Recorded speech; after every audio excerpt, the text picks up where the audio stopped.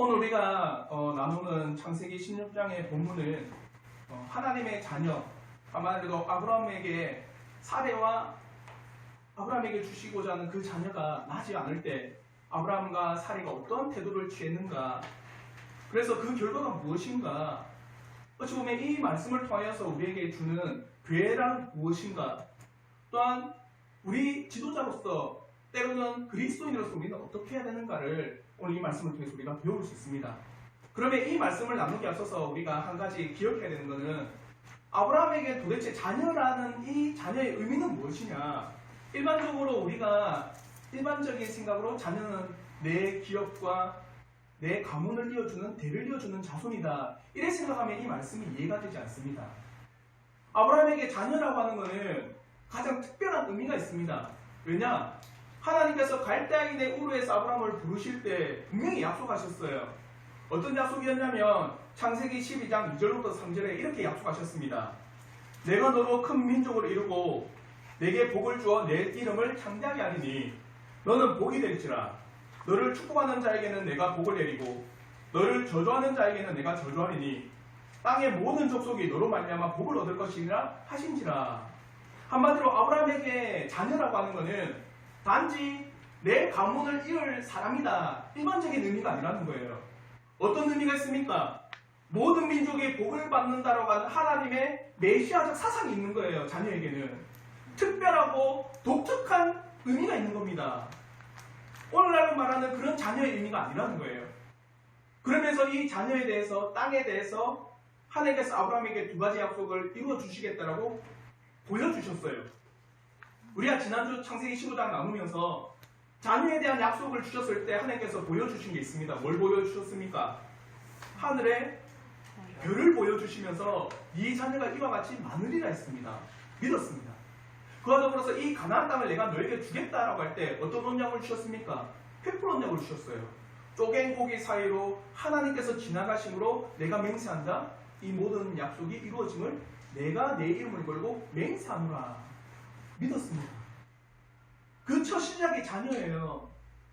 아브라함에게 자손들은요, 가나안 땅에 심으셔서 하나님의 놀라운 구원의 역사를 이루어 나갈 그 시작점입니다. 일반적인 자녀가 아니라는 거죠. 그런데 오늘 본문의 말씀을 보니까 이 자녀가 언제 동안 없었느냐? 10년 동안 없었습니다. 오늘 읽었던 창세기 16장 3절에 이렇게 말씀합니다. 우리 다 같이 한번 읽어볼게요. 창세기 16장 3절 우리 다 같이 읽겠습니다. 시작. 아브라함의 아내 사레가 그 여종 애굽 사람 하갈을 데려다가 그 남편 아브라함에게 첩으로 준 때는 아브라함이 가나안 땅에 거주한 지 10년 후였더라. 몇 년 동안 자녀가 없었습니까? 10년 동안입니다. 아브라함 하나님께서 택하신 땅, 그리고 그 땅에 거주하여서 하나님의 구원의 놀라운 복음을 성취해 나가야 할 그 자녀, 하나님의 위대한 계획을 이루어 나가야 될 이 언약의 자녀가 10년 동안 없었습니다. 단순한 자녀가 아닌 하나님의 역사를 이루어야 될 자녀를 지금 바라고 기다리는데 없다는 겁니다. 그러면서 오늘 이 말씀을 통해서 세 가지 정도를 나눌게요. 이런 자녀가 없는 상황 가운데서 사례가 취한 인간적인 방법, 그리고 두 번째는 이런 인간적인 방법을 가져왔을 때 아브라함이 취한 행동, 그와 더불어 세 번째는 이 결과가 어떻게 나왔느냐, 그리고 교훈을 얻도록 하겠습니다. 첫째 나눔입니다. 10년 동안 자녀가 없었을 때, 하나님의 언약의 자녀가 없었을 때 사례가 취한 인간적인 제안이에요. 하나님의 언약에 확실함이 있었지만 그래도 오랜 시간이 지났습니다. 10년이 지난 시점에서 아직도 자녀가 없으니 이제 사례는 아브라함에게 한 가지 제안을 덧붙여요. 오늘 읽었던 창세기 16장 1절에 이렇게 말씀합니다. 아브라함의 아내 사례는 출산하지 못하였고 그에게 한 여종이 있으니 애굽 사람 이름은 하갈이라. 아브라함의 아내 사례는 출산하지 못하였다. 여기서 말하는 출산하지 못하였다는 동사는 로알레다라고 하는 히브리어예요. 로라고 하는 것은요, 부정어인데 지속적인 부정의 의미가 있습니다. 한마디로 출산하지 못하였다는 건 지속적으로 나에게는 태문이 열리지 않았다. 지속적으로 기다렸지만 아직까지 나에게는 자녀가 없다라는 의미가 있습니다. 아브라함에게 약속하시고 10년이 지나고 있는 지금까지도 계속 이 하나님의 언약의 자손을 기다렸지만 부정적으로 아직도 없습니다. 얼마나 큰 좌절감이 들까요? 생각해 보십시오. 여기 계신 우리 성도들은 평균적으로 한 30대입니다. 그러면서 30대 때 나에게 자녀가 없다라고 하면 뭐 내년쯤 또 기다리면 되겠지. 아니면 내후년쯤 뭐 기다리면 하나님께 자녀를 주시겠지. 시간적으로 치면 마음의 여유가 있을 수도 있어요. 여러분이 30대니까. 근데 지금 아브라함의 나이 몇 살일까요? 몇 살일까요? 갈대아인의 우르에서 하나님께서 부르신 때가 75세였어요. 근데 10년이 지났습니다. 몇 세입니까? 85세예요. 85세. 사례는요? 75세입니다. 시간은 아브라함과 사례의 편이 아니에요. 갈수록 아브라함과 사례에게는 자녀가 없다라고 하는 이 중압감, 자기의 나이와 자기의 신체적 조건을 보니 지금 자녀가 없다라고 하는 이것은 큰 좌절과 절망입니다. 10년 동안 없었어요. 근데 자기 몸은 젊은 몸이 아니고 75세, 아브라함은 85세, 점점 시간은 우리의 편이 아니고 늙어가고 있어요. 얼마나 큰 좌절감일까요? 이런 좌절감 가운데 사례가 취한 제안이 그겁니다. 애굽 사람 여인 하갈을 아브라함에게 주어서 자녀를 얻자. 자신은 출생하지 못하니까 그래도 하나님의 언약, 아브라함의 자녀를 통해서 하나님께서 언약을 이루신다 하셨기 때문에 나를 통하지 않더라도 하갈을 통해서 아브라함의 자녀를 낳으면 괜찮은 것 아니냐. 그래서 한 가지 제안이 사례가 하갈을 보내는 거였습니다. 그래서 창세기 16장 2절에 이렇게 말씀합니다. 우리 한번 창세기 16장 2절의 말씀 다 같이 읽겠습니다. 시작. 사례가 아브라함에게 이르되 여호와께서 내 출산을 허락하지 아니하셨으니 원하건대 내 여종에게 들어가라. 내가 혹 그로 말미암아 자녀를 얻을까 하노라 하매 아브라함이 사례의 말을 들으니라. 사례 자신은 할 수 없으니까 이제 다른 방법을 동원해서라도 하나님의 자녀에 대한 언약이 이루어지면 되지 않는가. 한번 생각해 보십시오. 어찌 보면 이게 정당하다고 생각할 수 있습니다. 창세기 15장에서 하나님께서 아브라함에게 분명히 이렇게 말씀하셨어요. 네 자녀로 말미암아 아브라함 너를 통해서 자녀를 얻겠다 했어요. 맞죠? 사례를 통해서가 아니라 아브라함을 통해서 얻겠다 했습니다. 사례가 되든 누가 되든 자녀를 얻으면 아브라함을 통해서 자녀를 얻으면 하나님의 언약이 이루어지는 것 아니냐, 그렇게 생각할 수 있는 거예요. 사례의 입장에서도 정당하다고 생각할 수 있습니다. 나를 통해서는 않지만 아브라함을 통해서라도 자녀를 얻으면 하나님의 언약은 이루어진 것 아닌가. 그럼에 사례는 인간적인 방법을 동원하고 있어요. 이제 두 번째, 이런 사례의 인간적인 방법에 대한 제안에 대해서 아브라함은 어떻게 했느냐. 이러한 아내의 사례의 제안에 대해서 아브라함은요, 오늘 본문에서 보여주는 게 바로 수긍하고 동의합니다. 16장 2절로 4절에 이렇게 말씀합니다. 사례가 아브라함에게 이르되 여호와께서 내 출산을 허락하지 아니하셨으니 원하건대 내 여종에게 들어가라. 내가 혹 그로 말미암아 자녀를 얻을까 하노라 하매 아브라함이 사례의 말을 들으니라. 아브라함이 하갈과 동침하였더니 하갈이 임신하매 그가 자기의 임신함을 알고 그의 여주인을 멸시한지라.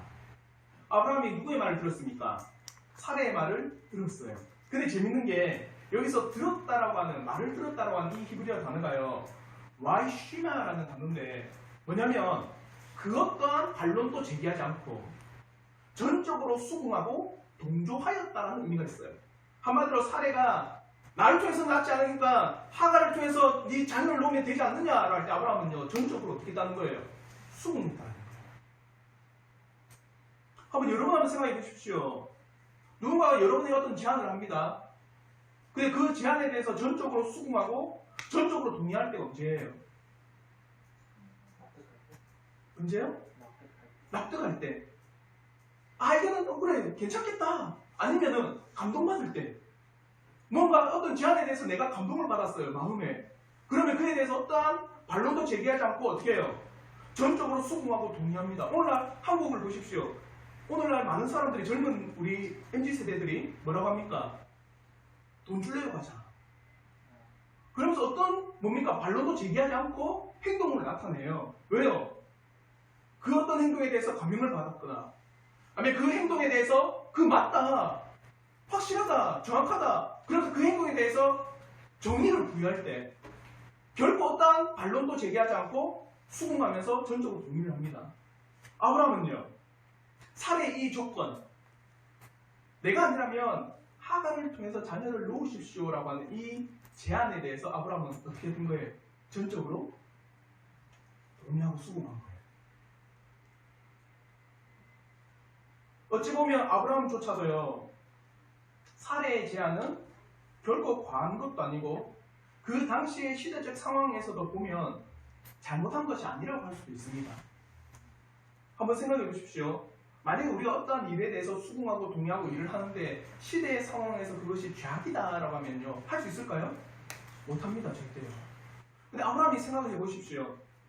사례를 통해서 자녀를 낳지 못하고 하갈을 통해서 내가 자녀를 낳는다고 해도 그 시대에서 볼 때는 내가 잘못한 건가?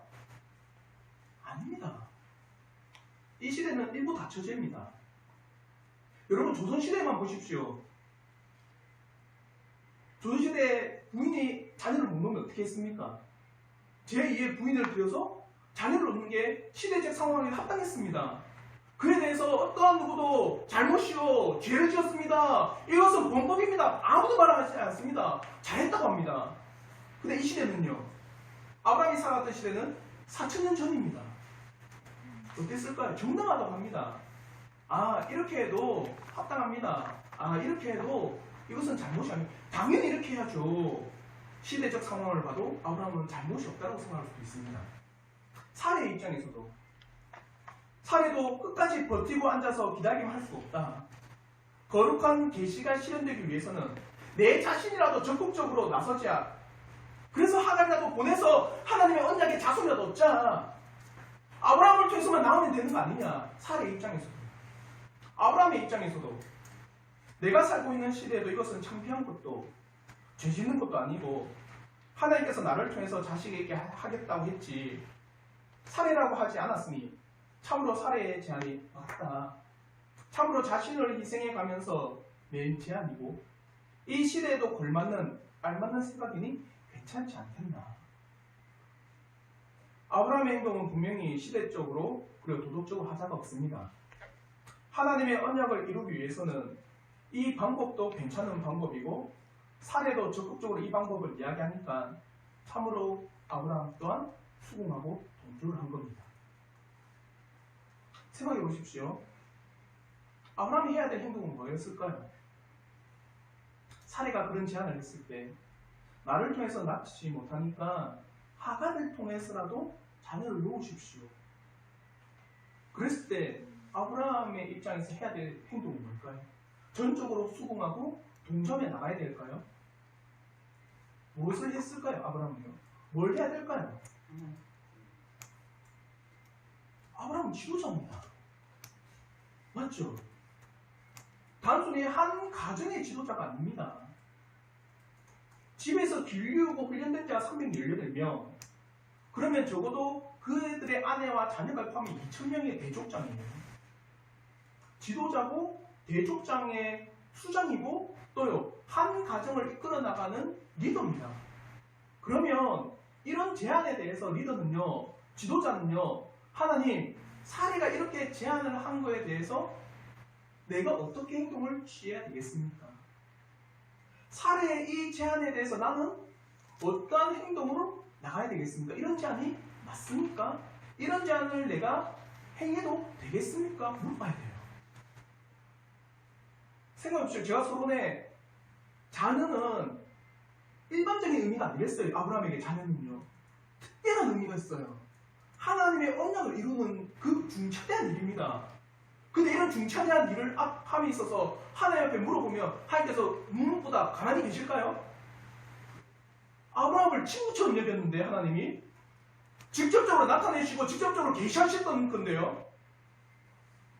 아브라함이 이런 제안에 대해서 단 한 번이라도 하나님 앞에 물어보고 이렇게 행동한 것이 맞습니까? 라고 그가 하나님 앞에 나갔더라면 100% 하나님께서는요, 이렇게 해서는 안 된다고 합니다. 분명히 언약에 대해서 하나님께서는 이런 방법이 아니라고 합니다. 재밌는 건 뭔지 아세요? 사례 또한 이걸 알았어요. 사례 또한. 오늘 읽었던 5절의 말씀 한번 보십시오. 우리 오늘 읽었던 창세기 16장 5절의 말씀. 우리 다시 한번 다 같이 한번 읽어보도록 하겠습니다. 창세기 16장 5절 같이 읽겠습니다. 시작. 사례가 아브라함에게 이르되 내가 받는 모욕은 당신이 받아야 옳도다. 내가 나의 여종을 당신의 품에 두었거늘 그가 자기의 임신함을 알고 나를 멸시하니 당신과 나 사이에 여호와께서 판단하시기를 원하노라. 이 말씀 재밌지 않나요? 재밌는가 봐요. 항상 혼자가 재밌어요? 생각해보십시오. 사례가 제안했습니다. 맞죠? 내가 못 노니까 아브라함 당신이 이 하갈과 잠을 자고 자녀를 가지십시오. 사례가 제안했습니다. 아브라함은 그런 희생에 대한 사례의 모습, 시대적 모습, 하나님의 언약에 대해서 뭡니까? 나를 통해서만 나오면 되지 않는 그런 빈약한 언약에 대한 이 사상 때문에 동조했어요. 사례의 말에 동조한 겁니다. 아브라함 입장에서는 나에게 덤탱이 씌운 거 아니냐? 아니 당신이 제안하고 당신이 나에게 보냈고 당신이 나에게 한 건데 이제 와서 나에게 뭐라고 하느냐? 내가 받아야 될 모욕을 당신이 받아야 된다고 한 게 이거는 얼토당토하지 않다. 아브라함은 한마디도 안 해요. 뭘까요? 아브라함 당신이 나의 제안에 대해서 하나님 앞에서 등한히 대하고 지나쳐버리지 않았나. 아브라함 당신은 하나님 앞에서 약속에 따라서 지금까지 왔고 나는 아브라함 당신의 말을 듣고 지금까지 왔다면 당신의 아내인 나는 당신이 받은 언약에 대해서 생각하는 것과 하나님의 언약에 대해서 당신보다 빈약하지 않느냐. 당신이 지금까지 하나님의 언약에 대해서 직접적으로 계시를 받았고 나는 배우는 입장이었는데 이 배우는 입장에서 당신에게 제안했는데 당신이 그걸 가지고 알지 않으니까 당신의 잘못입니다. 사례는 자신의 이 모습에 대해서 또 아브라함이 해야 될 일에 대해서 알았어요. 아무리 사례가 제안을 했어도 그것을 하나님께 접촉하고 언약에 대해서 심도 있게 생각하고 고민하고 지금 이 일에 하나님께 합당하고 알맞는 일인지에 대해서 비추어 보아야 하는 것이 아브라함 당신이 해야 될 정당한 행동인데 그러지 않았습니다. 흡사 우리가 태초의 모습을 보셔야 돼요. 아담과 하와의 모습입니다. 자요. 아담과 하와가 함께 동산을 거닐다가 누가 선악과를 먼저 땄습니까? 하와가 먼저 땄어요. 옆에 있는 아담에게 선악과를 딴 걸 줬어요. 하와가 선악과를 따는 걸 직접적으로 목격한 게 아담입니다. 언약은 누구에게 주어졌습니까? 아담에게 주어졌어요. 선악과를 따먹지 마라. 먹는 날엔 반드시 죽는다라고 아담에게 언약을 주셨어요. 그러나서 하와가 태어났습니다. 아담의 갈비뼈를 통해서 하와를 만드셨어요. 그럼 아담은 하와에게 뭘 해야 될까요? 선악과를 보고 이거 먹으면은 하나님께서 죽는다고 하셨어. 이 나무에는 하나님의 언약이 있는 거야. 하와, 당신은 이 선악과를 결코 따서는 안 돼요. 선악과를 따려고 하는 하와를 봤어요. 아담이. 뭐 해야 될까요? 아담은요. 하면 안 됩니다. 그러면 반드시 죽는다 했습니다. 하와, 당신이 지금 하는 행동은 잘못된 행동입니다. 그렇게 경고하고 그렇게 주의를 줘야 돼요. 아담은 어떻게 했습니까? 같이 먹어버렸어요. 한마디로 하와가 선악과를 따는 현장도 목격하고 그 따는 것에 제지도 하지 않고 하와가 따는 것을 가지고 아담도 같이 먹어버려요. 지금 아브라함의 모습이 그런 모습이에요. 아브라함 당신이 하나님 언약을 받지 않았습니까? 성경을 12장부터 지금까지 보십시오. 아브라함 시대에서 하나님께서 언약을 가르쳐준 건 아브라함이에요. 아브라함에게 언약을 직접적으로 계시하셨습니다. 그러면 직접적인 언약을 배운 아브라함은 사라에게 언약을 가르쳐 주는 거예요. 맞죠? 누가 언약에 대해서 명확하게 알까요? 아브라함입니다. 그러면 사라가 제안해도 아브라함은 어떻게 돼요? 맞는지 안 맞는지, 이게 하나님의 언약을 이루어 나가는 게 적합한지 적합하지 않은지 하나님께 물어보고 그 뜻을 구해야 됩니다. 아브라함, 당신이 그것을 하지 않았을까? 지금 이렇게 되지 않았느냐? 아브라함, 당신이 하나님의 이 언약에 대해서 직접적으로 맞는지 안 맞는지 지도자로서, 리더로서 합당하게 구애하고 바른 방향을 제시해야 되는데도 불구하고 그렇게 하지 않았다. 그러니 내가 당하는 모욕은 아브라함, 당신이 당해야 되는 게 맞다, 정당한 겁니다. 맞죠?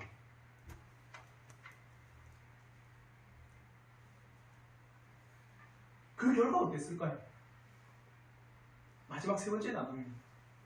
결과가 비참해요. 이렇게 사레와 아브라함의 일로 인해서 가정에 불화가 생깁니다.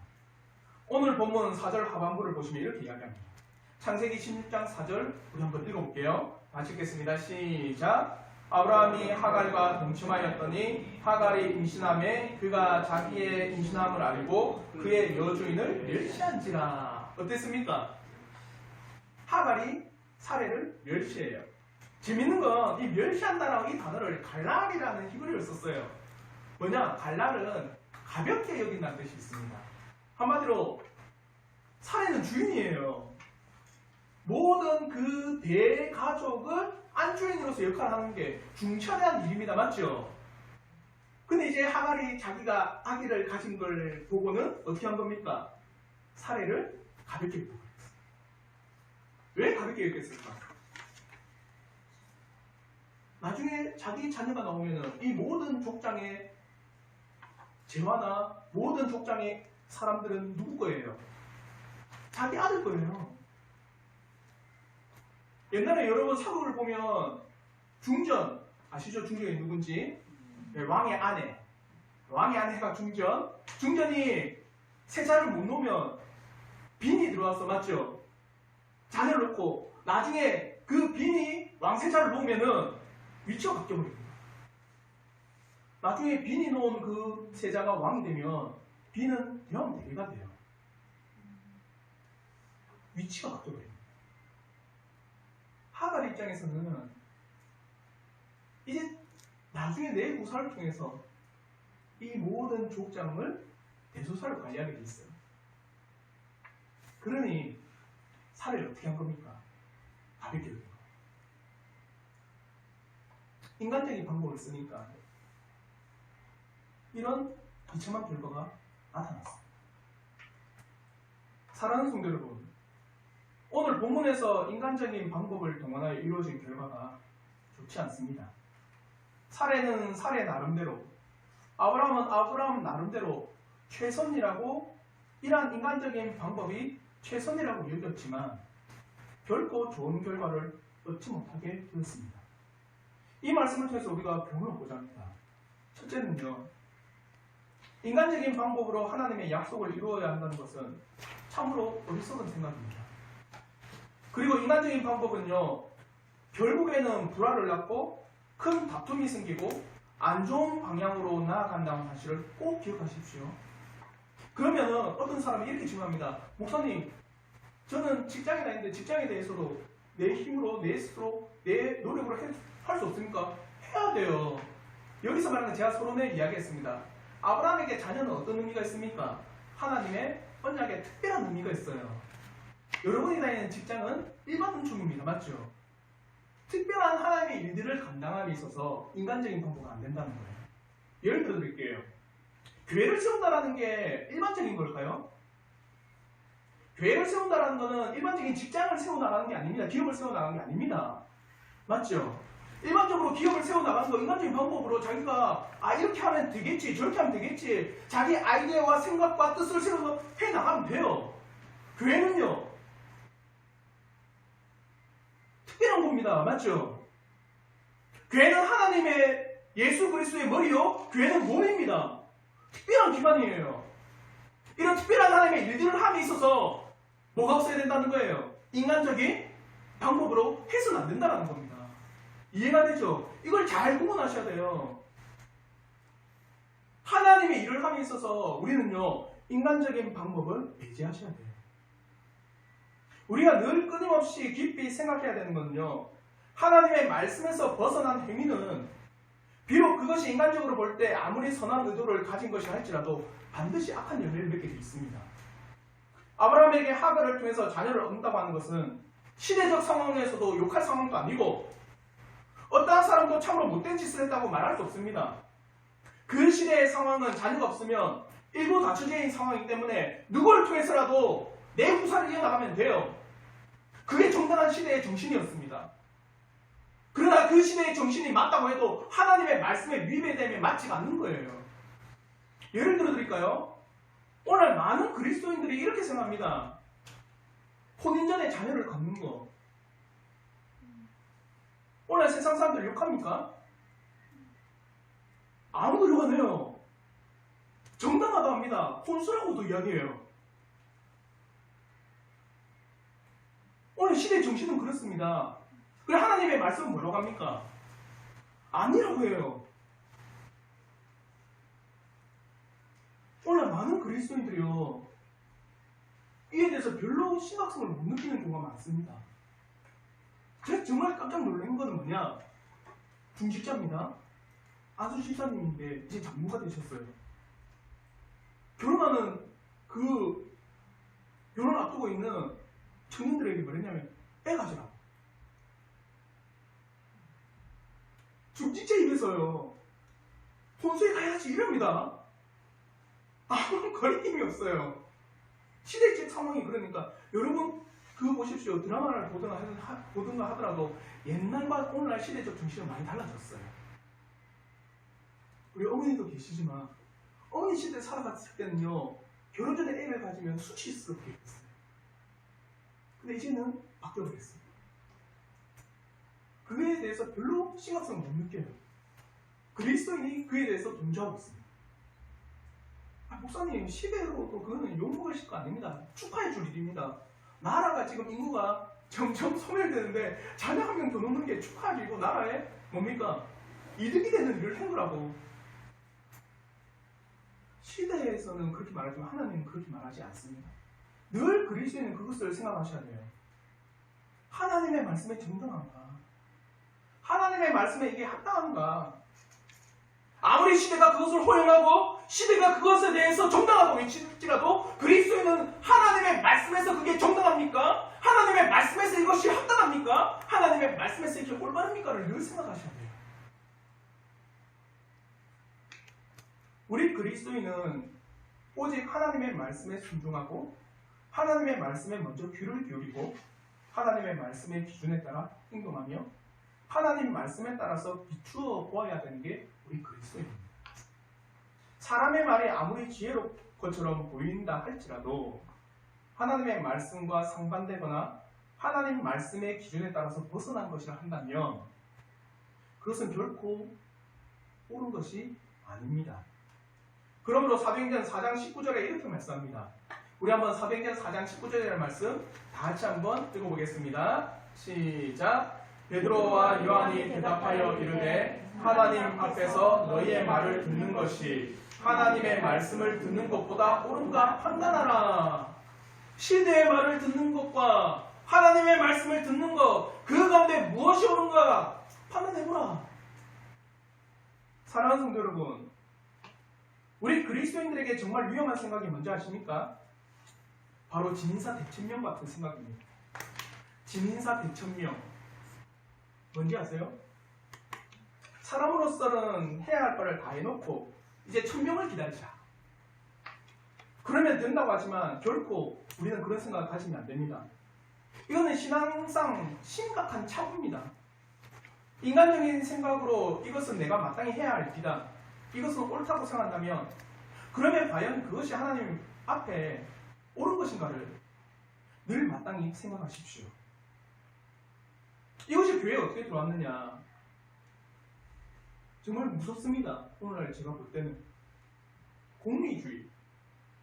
공리주의가 뭐냐면 어떤 일이나 행동을 할 때 행복을 준다면 그것은 정당합니다.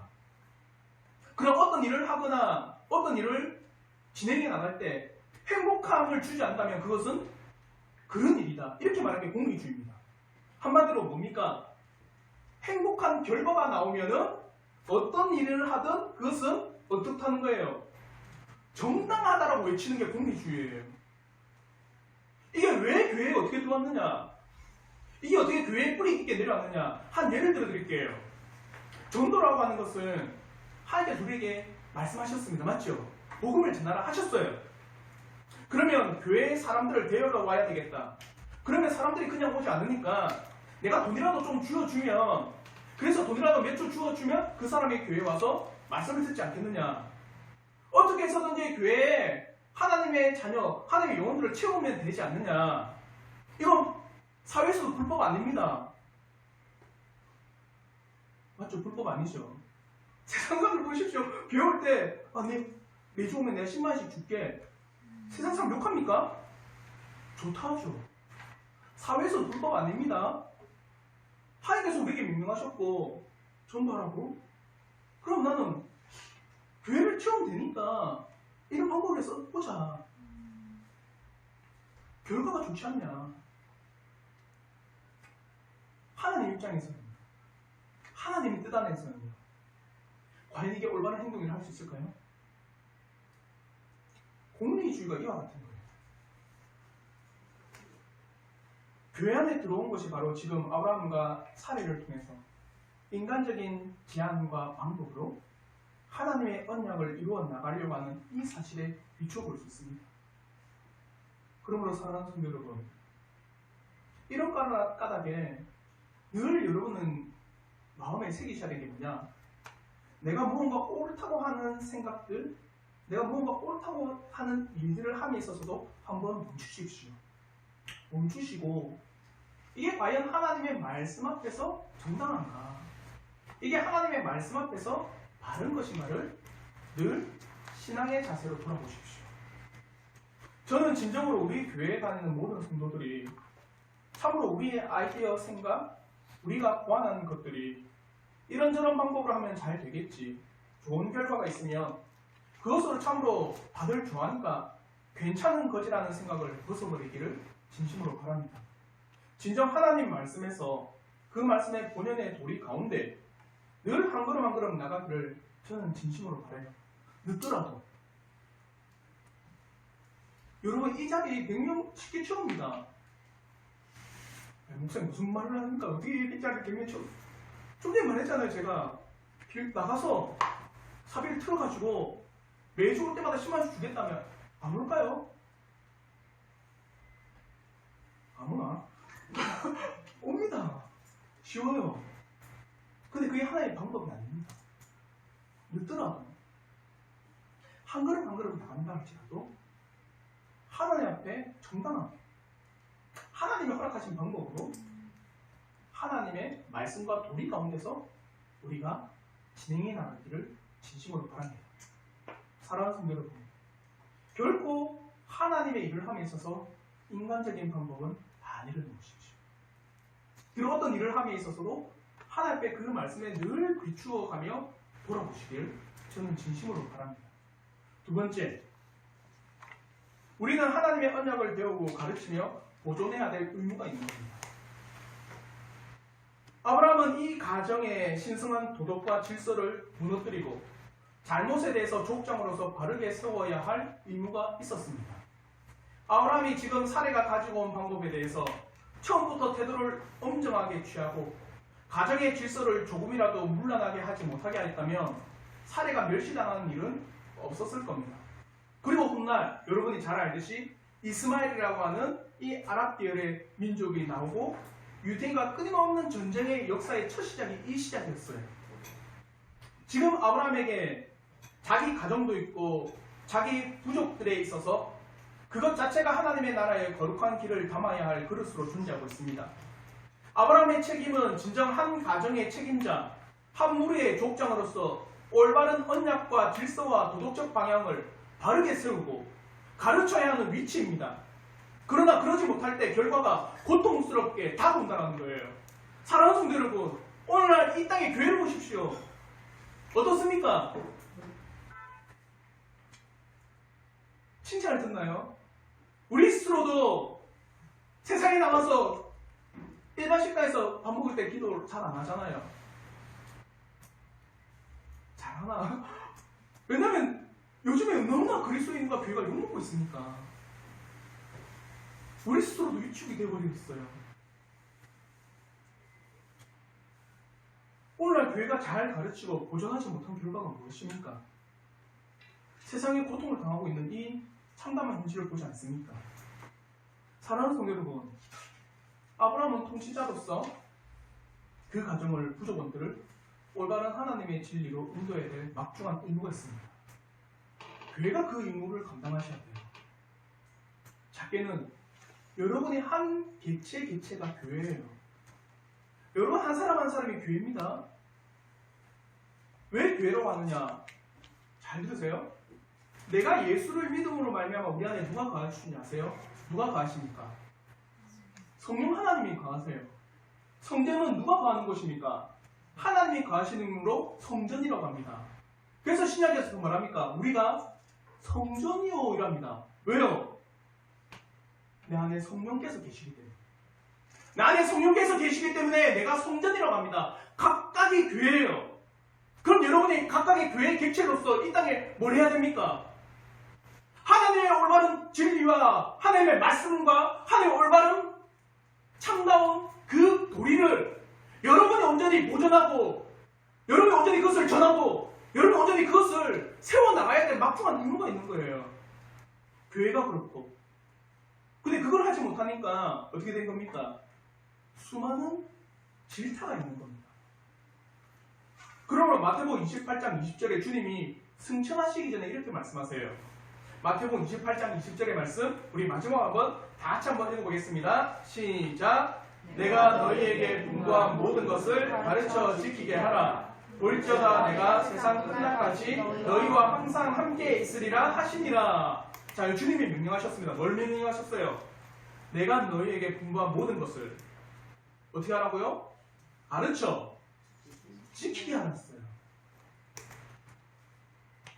주님께서 분부한 모든 것 말씀을 참다운 생명의 말씀을 가르치고 지켜야 되는 게 우리의 의무입니다.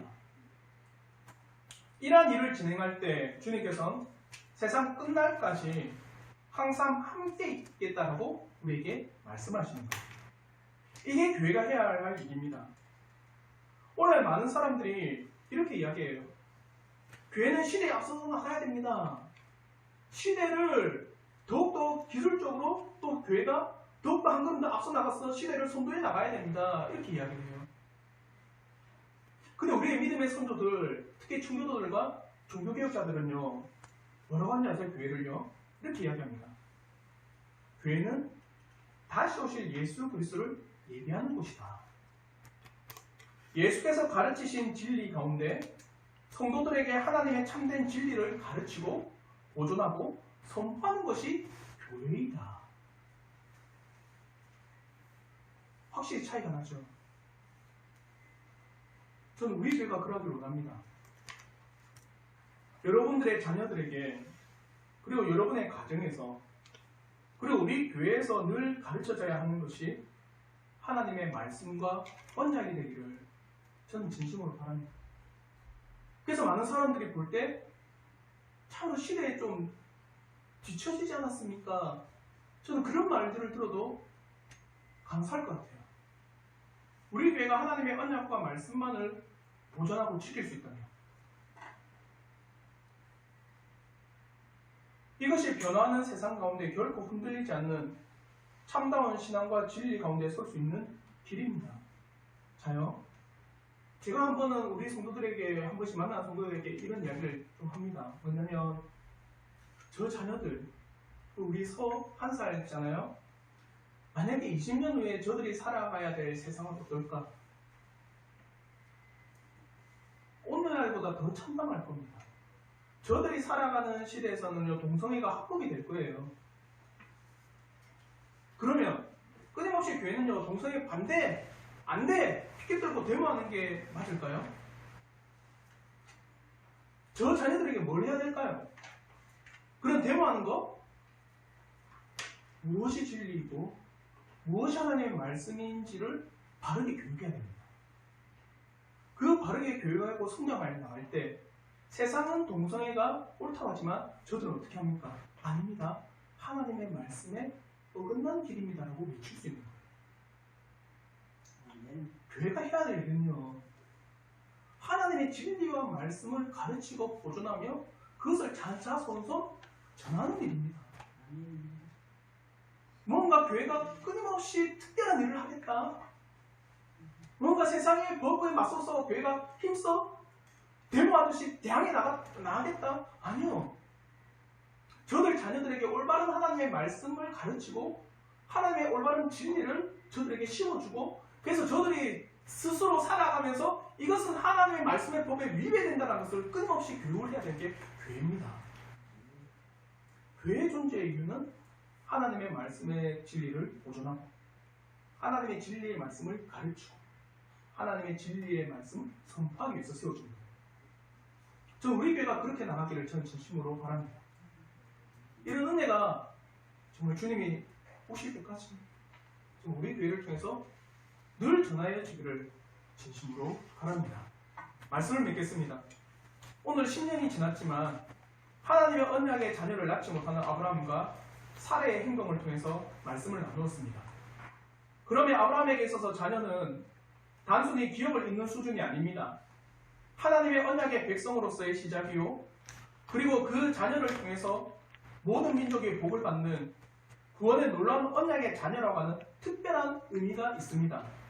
그러나 이런 특별한 의미의 자녀를 얻지 못하자 인간적인 방법과 수단이 동원되고, 아브라함은 그러한 잘못된 방법에 대해서 알고 하나님 앞에 배워 사례를 가르치며 부족을 가르치며 자신의 가정이 늘 하나님의 진리 가운데 세워나가야 될 책임과 의무가 있지만 그렇게 하지 못했습니다.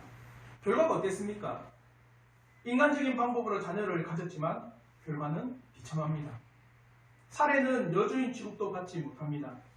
훗날 하나님의 백성들을 끊임없이 괴롭히는 한 민족이 태동하게 됩니다. 인간적인 방법이 이와 같습니다.